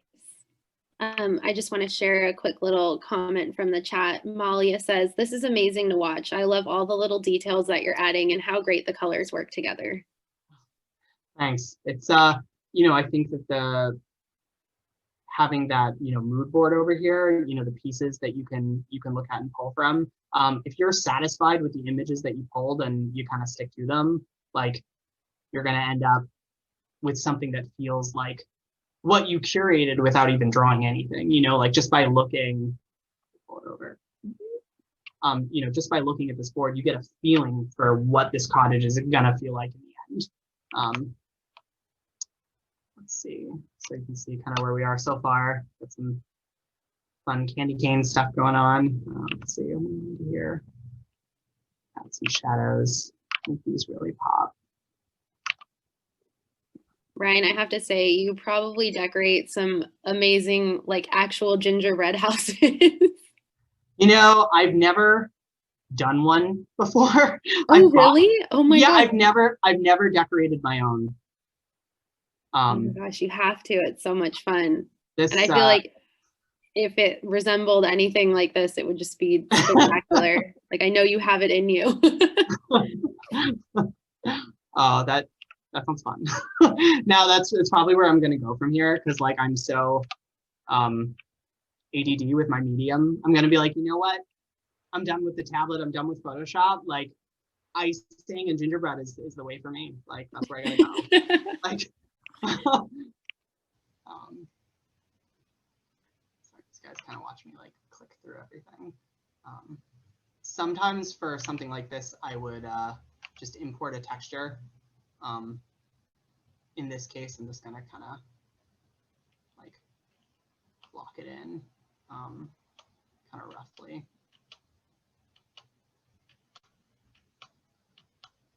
Just so, you know, you only need enough detail so someone can tell like, oh, it's a, you know, it's a tiled roof that has these, you know, rounded tiles versus like square ones or diamond shaped ones. Depends on the level of detail you want to put into it. Since it's just a conceptual image, like we're just gonna let it be what it is. Just add some fluted. I don't know what these are, but they look fun. Like them. Do you? Okay. Cute. I like all the little details. Jennifer says, I hope you will share it on social media if you make one, a gingerbread house. Gingerbread? Okay. You've been challenged. I was like, the pressure is on now to do a gingerbread house. I actually saw one recently. I was researching a different project and just randomly came across this woman who does these like award-winning gingerbread houses, and I was like, oh. Like I'm talking a level of detail like you've never seen before. Like I'm trying to think of like quilted lacing with icing, like oh wow, like competitive, and I was just like, oh my god. So and the problem with me is once I see something that someone else has done, I'm gonna be like, well, I want to do something like that, you know, like I'm gonna, next thing you know, it's gonna be like me with like a syringe of icing, and I'm gonna be trying to do like these like gemstones, and that's just me. You're being praised right now for being able to hold a conversation while simultaneously working, so kudos to you. Thank you, because this is really hard actually. It's like I have friends who teach spinning classes, and I've had it explained to me that they're like, you have to learn how to control your breathing so that you can talk and exercise at the same time. Because normally if it's an exercise, like you're looking to push yourself and you're panting, but like you're also running a class, and you know, people don't want their instructor to be completely out of breath. Like how does that make them feel? So they'll just like, you know, they learn how to like breathe and then talk as they exhale, you know, and get going, and then talk as they, and it's just like, so it's kind of, I guess it's like, there's a little bit of that. There's like a, in case you hear me like all my pausing, it's like I'm trying to figure out like where exactly I'm going with my thoughts. What color is this roof? Oh, they're this color. Okay, so we'll throw a little bit of a like roof tile texture on top, like what these tiles would look like inside. This is the brush that I like. I like it because it's quite soft. But if you push really hard, you can get that hard line. I generally like it to be a little soft.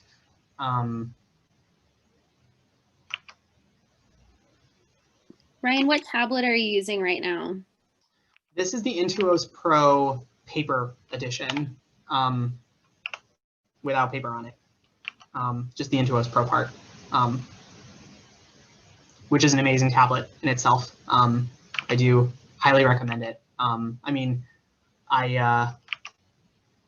there are all different kinds of tools for people at all different levels. I do believe that you can absolutely work at a professional capacity, you know, with just the Intuos Pro. That's my opinion. And the brush that you're using, is that one that was preloaded into Photoshop, or is that a brush that you found elsewhere? This is a set that you can download. So if I go into my brushes, it is the mega pack. If you, I can't remember who the person is who designed these. I think it's if you go into like, if you click your settings and you go to get more brushes. See, it's not going to show the window, but I'm just seeing. And then you're going to go to, so you're going to new share, and you're in here, share. So it's going to bring you here. Kyle T. Webster. Not logged in, so you can't see them, but this is where you get them, and it's his mega pack. And I believe this comes with Adobe. I actually had purchased his brushes before it became sort of a semi-built-in thing with Adobe. And then go back to Photoshop. If you download the mega pack, so you can see in here, so you have mega pack, erasers, drawing, ink box, FX box, paint box, real oils, classic, bonus, and tech pens. That all comes in the mega pack. So you just get them all. And this is just, I think this is like soft oils or something. Yeah, you don't, there are built-in brushes in Photoshop that look similar enough to this. I just like this particular one. But it's by no means to say that it is like the one you should use. I don't think I've ever watched, at least that I can recall, a tutorial with a designer who used this particular brush. I don't know if that's good or bad. I think I believe you could make any brush work for you. You know, if you were really into pointillism and you got the speckled brush and you were able to make magic with it, like, good on you, and it absolutely can be done. You'd be the first person to do it. And I think every brush in Photoshop, you know, really has that ability.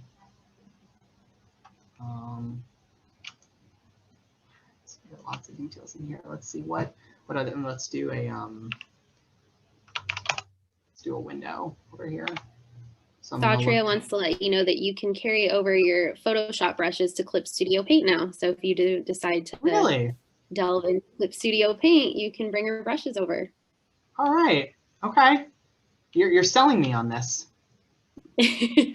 I'm gonna have to try it. I think too that's like a little bit of a fear, you know, when you find that thing that works for you, that you're like, oh, I can't, you know, I can never go to something else because I'm going to lose it. But if you can carry over your brushes, then it makes it a much smoother transition. Somebody, I wish I could credit the person accurately who actually gave this comparison, because I thought it was just so on the mark, is that your tools, even though like you can, once you get good at them, you can really do anything with them. When you're experienced, you know, an experienced chef can work wonders with a new kitchen tool. It doesn't change the quality of the cooking. It comes with experience. In general, I would say that the best thing you can do for yourself and your abilities is daily practice, which is something that I'm guilty of not doing. Except when I wanted to get really good at using these tools, I wasn't anywhere near finding the results that I needed until I was doing it every day. It's like a language for anyone who's you know, taken languages or speaks a foreign language like you. It comes from using it all the time, and when you don't use it, it kind of drifts out of your mind. You know, that level of fluency with painting, it's the same thing. I like that chef analogy too. That's really cool. I wish I could attribute that appropriately, because I don't remember who said it, but I remember when I heard it, I was like, ooh, yeah, that's a really good analogy. Because I think you want to believe that there's like a miracle tool that's going to give you all the answers. You're like, oh, you know, I'm not confident in my ability in Photoshop, but oh, if I get this brush that artist's using, I'm going to be amazing at it. You know, that's gonna make the difference. It's not true. I mean, I use a particular brush because it gives me a certain style, and like brushes can absolutely aid you in your ability to like convey things quicker, especially for like concept art. There are certain concept brushes that'll just give you the result you're looking for really fast. But in general, like practice is key.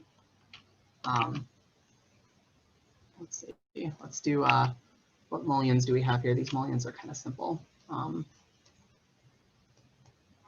The mullions are the grates inside the windows. I guess we could try these like peppermint mullions.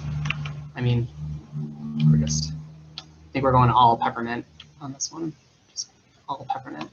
I love it. It's a little peppermint cottage. Yes. I think its name, the Peppermint Cottage. The Peppermint Cottage. So original. Laura's wondering, do you set up the screen to 300 DPI so it's print ready from the start?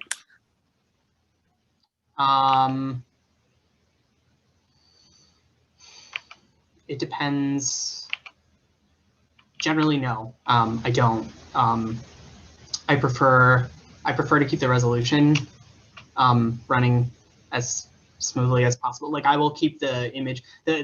My computer, it could just be my computer or my own settings, tends to freeze up the higher the resolution, and I think that's just you know, kind of natural to potentially overtax your computer. So I will move into a higher resolution if I know that something is either kind of at its final stages, or if it's, you know, a client-facing presentation that I want to make sure that it's, you know, or they're going to dive in really close. Generally, my concept pieces aren't like, I mean, you can tell, like, I'm going into details here, but like, it's not super detailed. Like it's intentionally rough at this stage. And you know, the majority of what I do for Charmed is sort of, it's abstract concepts.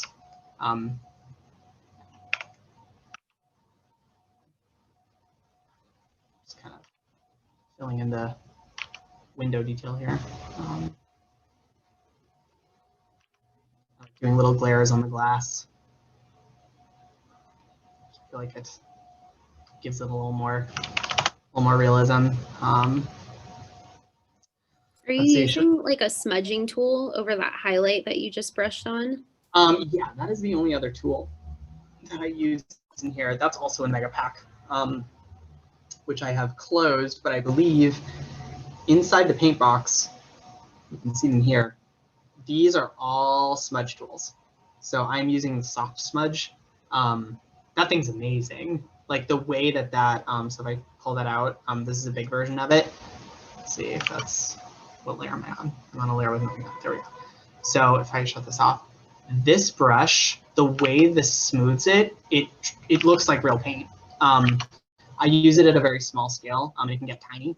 So if I wanted to kind of, you know, blend this into the wall, like it really gives you a nice kind of traditional media look, and like, and boom, it's gone.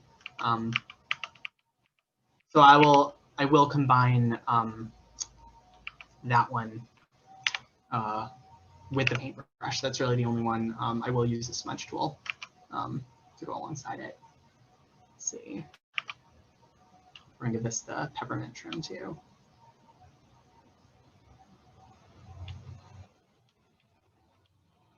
See how quickly I can finish this up for you guys and make it still feel like it's had its due. No rush. You can do really great so far. Thanks. You can do a quick bevel and emboss too on some of these layers if you were really in a rush.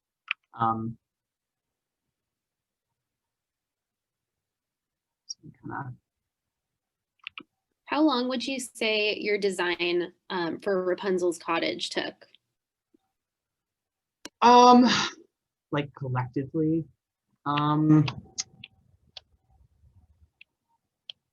that initial pass, I think, took about 8 hours. It was about a full day to give that the level of detail that I was looking for. The other thing too, I think that is absolutely fair for you if you're, you know, working on something like this from scratch. You're not just illustrating it, you're also designing it. So as I'm, you know, answering questions for you guys, something that's essentially going on in my head that I'm not orating is I am considering the design decisions of every piece as I put it on the building. Its impact, how it would be built, how it would be attached. I'm thinking of these as going to be like a custom painted wood trim. That takes time, as long as you're doing it, like as you're adding details, you're also going, this is going to be made out of this is going to be, this will be like that. You need to be, and you will be accountable for those decisions if you're doing something like this for a client. Not that they'll necessarily use what you suggested, but you need to have an answer of of how that came to be. Let's see.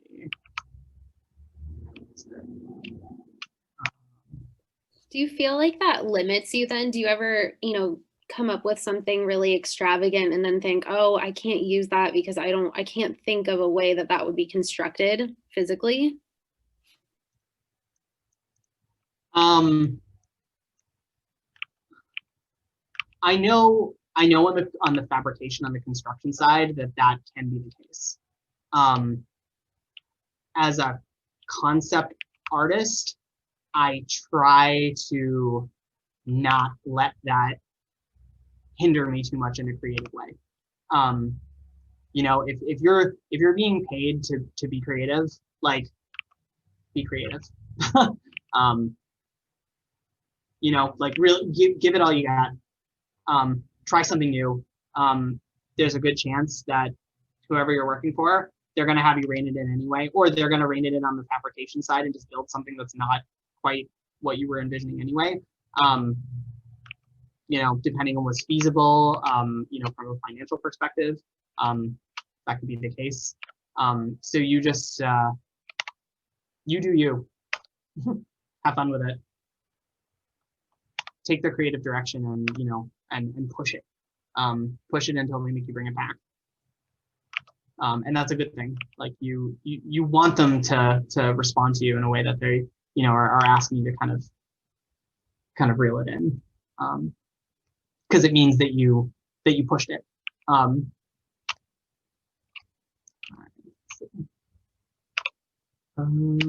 else we got? I'm looking at the other details here. I'm looking at this picture. Let's look at a different one. Let's look at this one. Let's do some red.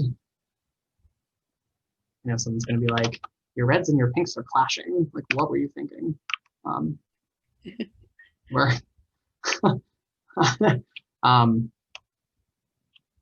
we're having fun with it. That's what we're thinking.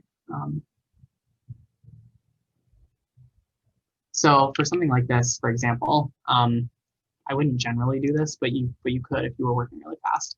You could give this a bevel and emboss, and kind of play up the depth, the size, kind of soften it a little bit. And so if we hit OK on that, so now we have a layer that has a bevel emboss to it, and we can just sort of, so if we got here and do like some sort of like candy cane detail. In college, I did an independent study in calligraphy that has worked wonders with me over time in terms of just having control of my lines.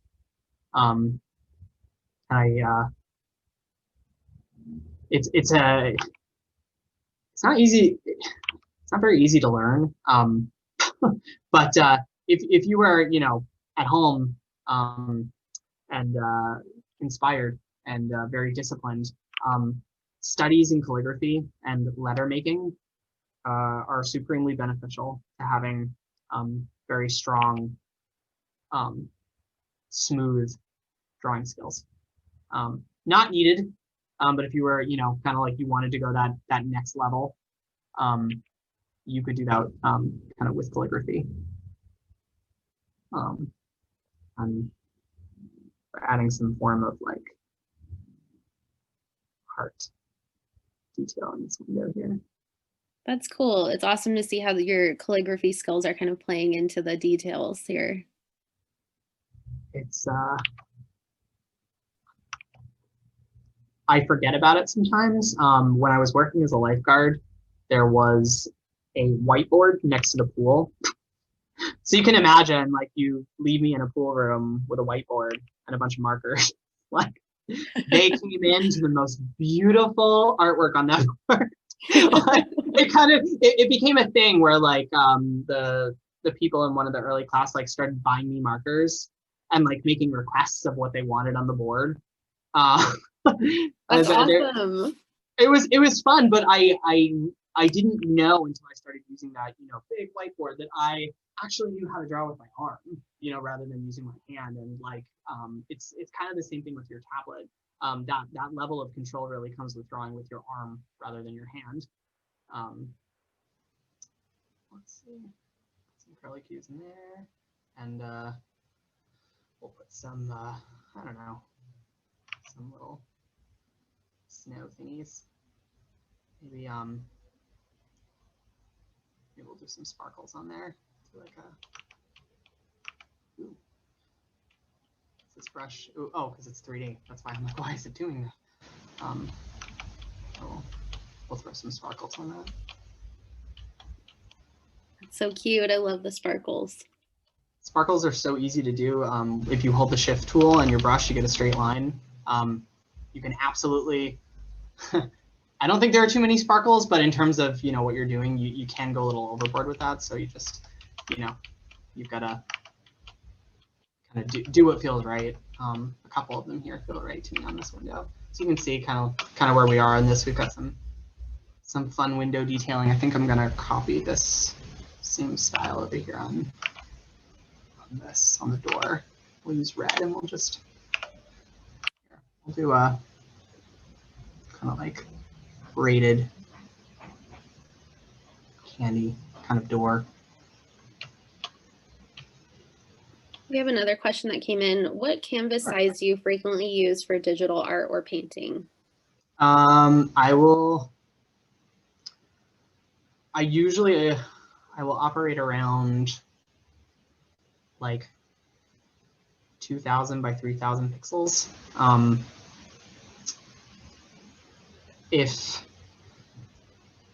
If I decide later that I worked on something and I really like it and I want to turn it into a print, I will blow up the image, and then I will throw a filter on top of it, like a paint edges or an oil paint filter, to kind of make up the difference. I do that just because like I said, I like the computer to run really smoothly, so I will generally work smaller and then scale up later if I need to. Just because especially for something like this, like I'm just trying to do it kind of quickly.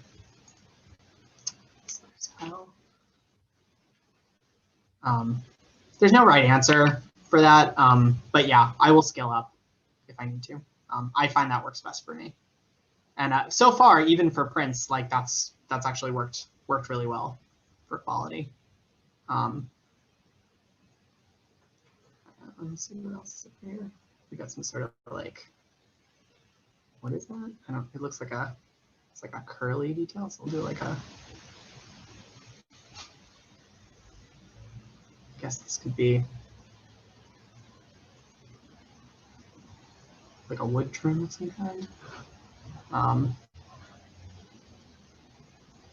I know some of you are probably at your computer screens being like, ugh, what are you doing? I'm just playing. I think it's looking super fun. And that's the fun of it, I think, playing around with different brush strokes and textures and things. Yeah, absolutely. You never know what you're going to stumble upon. Yeah, for sure. You come up with new things that way. Right, exactly. Stefan is wondering, how did you choose your drawing tool? I'm trying different tools and find it hard to decide. And then they listed Clip Studio Paint, Krita, Photoshop, Painter. I think they're asking, how did you land on Photoshop? Photoshop is the tool that I've been using longest for drawing and painting. I think that Adobe, was pretty savvy to put so many different programs in the Adobe suite. So it really gets a lot of creatives just kind of relying on the Adobe suite for their professional uses. And I think that sometimes it's tricky once you start using something professionally, and you have to perform at a certain pace quickly to experiment and try a new program. But I do believe that the reason that there are so many programs is because they're improving on something that the one that was there before wasn't doing as well. I don't know a single person who wouldn't complain about certain missing features from Photoshop. So it's by no means a perfect program. I just kind of got used to, it's not working. I got used to Photoshop's layout. Oh, that's why. So now it's just what I use, but I wouldn't say it's the best necessarily for what you're doing. Tutorials are a good way to figure that out. If you follow tutorials of people who work in those particular programs to kind of see how they use it. If they're ultimately producing work that's in line with where you want to be, then that might be the right tool for you.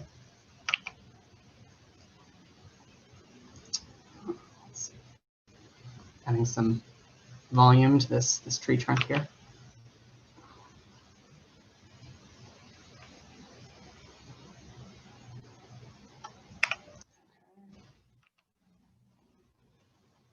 Add a little spiral to it. Rocket. Well, if Charm Playhouses ever has a need for a Christmas cottage, I think you should definitely share this with them. It's a new take on the Rapunzel for sure. Yes. But I mean, I would want to stay in this. I mean, I was going to say the same thing. I would love to stay there. like, why not? We'll just kind of add a little bit of three-dimensionality to this tree trunk. So you mentioned to me earlier that you do sort of like a daytime version versus a nighttime version. Is this, would you say this is a daytime version of this cottage? This is a daytime version. I will very quickly, so I'm pretty close here. And I will show you how I do a nighttime version. It's not nearly as extensive as one would think. So here we'll add some very quick support themes to this.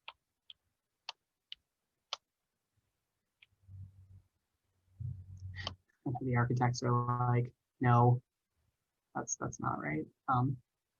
You're not wrong. I'm just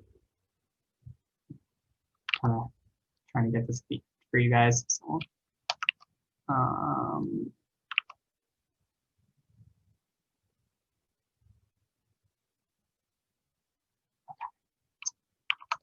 so we'll add one more. Add some quick finishing roof tiles on this, and then I'll do a night version.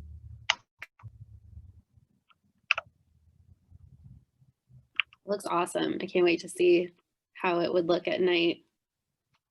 So let's we'll just leave the black chimney. Black chimney's fine. Okay. So here we have. So this will be our daytime version. I could keep going with peppermint detail, but I think you guys get the idea. So we will take demo over here. We will repeat demo. All right. I'm going to flatten everything for the duplicate. Obviously, this can get you in a little hot water if later this needs to be edited. But so what I'm going to do is I'm going to put a brightness layer.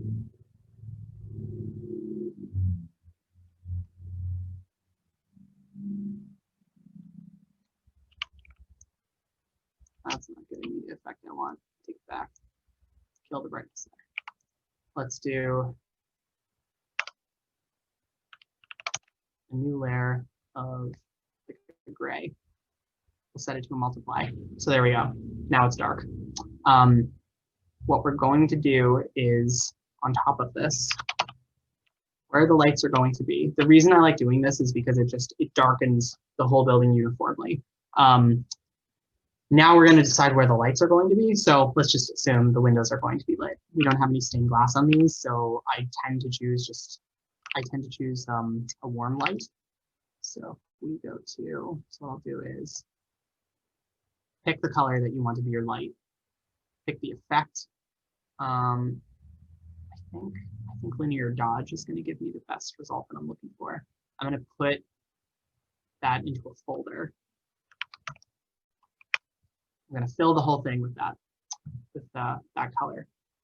Then I'm going to filter on top of it. And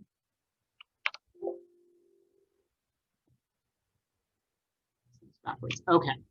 So now I have a filter on top that I can add and remove from the filter, and it's always there in every spot. This gives me the ability to really push and pull those lights as I need them. So I'll show you an example. So here we'll go in. Let's just illuminate the windows. Just real quick and dirty.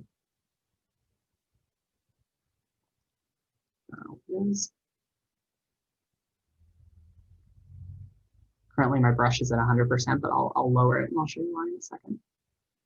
So that where your light sources are, that's going to be the brightest part.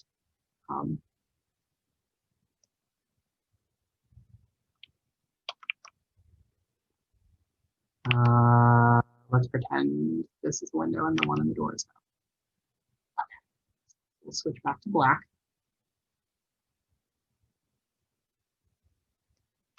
We will move the grates. Put our grates back.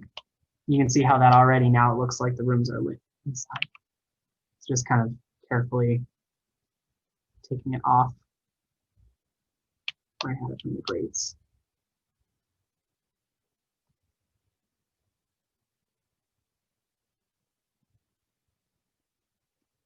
Okay. So our windows back. Now what we're going to do is we take the brush and we lower the opacity. Let's go to like 21. So in that filter layer, see, now we've got something that looks kind of like this. A little bit of an ambient glow. And we take that brush, very small size, and we start to paint back in the highlights, how it would interact with 3D surfaces. So it's going to light up these candy canes. And this is the part where your painting skills come in and you start to like fudge it. Where like the light probably wouldn't get this far, but we're going to light it up anyway. Well, let's see. So it's probably going to light up some of these icicles.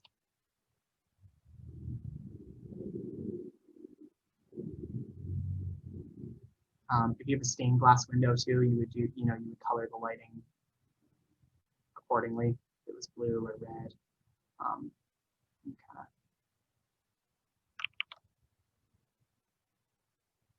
do a little bit on there. That's awesome. It's cool how you can really change the ambiance with just one color almost. Pretty much, yeah, and that one filter. This is one of the things that I learned in the painting class that I was taking at schoolism. Just kind of how you can do this really quickly with the filter tool. In my mind, I thought, oh, nighttime, you got to repaint the whole thing, and it was like, no, you can do it really fast, like with a couple hand painted filters. Mind blown. Yeah, this is a great trick. So I won't. Let's see. Oh, pass it up to increase the brush size. I won't do the entire thing, but I think in general, you can kind of get a sense for how you have your shrink that sense for how your night version is coming together, day version, and that's awesome. This looks fantastic. If you wanted to, you know, if you've got that layer, you know, you could change the color of the light. It was, you know, something else. You wanted it spooky, and now it's purple. Warm yellow tends to be the safest. People tend to like that. It feels like they're going in somewhere. But I think that pretty much covers my process here of how I build these. You know, it would generally, you know, it could go anywhere from 3 to 10 hours, depending on how much detail I want to put into it. I don't know how long I've been doing this for, maybe an hour for you guys. So you can see like what I put together in an hour. You know, quick and dirty from you know, from a mood board that I put together just before we started. I didn't really rehearse the design. We were just making it up on the fly. I hope you guys enjoyed that. Are there any additional questions about this sort of process or anything else? You guys have been really patient. I appreciate it. I don't know, other questions have come through. I think we pretty much covered all of them. So thank you so much. We have people in the chat saying this is so awesome. Thank you so much, Ryan, for taking us through your process. This is really cool. And I love that little night hack. It's so simple and it looks like you did take the time to totally repaint it. So that's really cool. Lots of thank yous in the chat right now. This was Awesome. incredible. Thank you so much. Yeah, lots of love. So thank you so much, Ryan. I'm going to actually share my screen one more time. I want to show everybody that promo that we have going on. Let me swap over here really quick. Thanks, everyone. So we do have an exclusive offer. We have $50 off the Wacom One.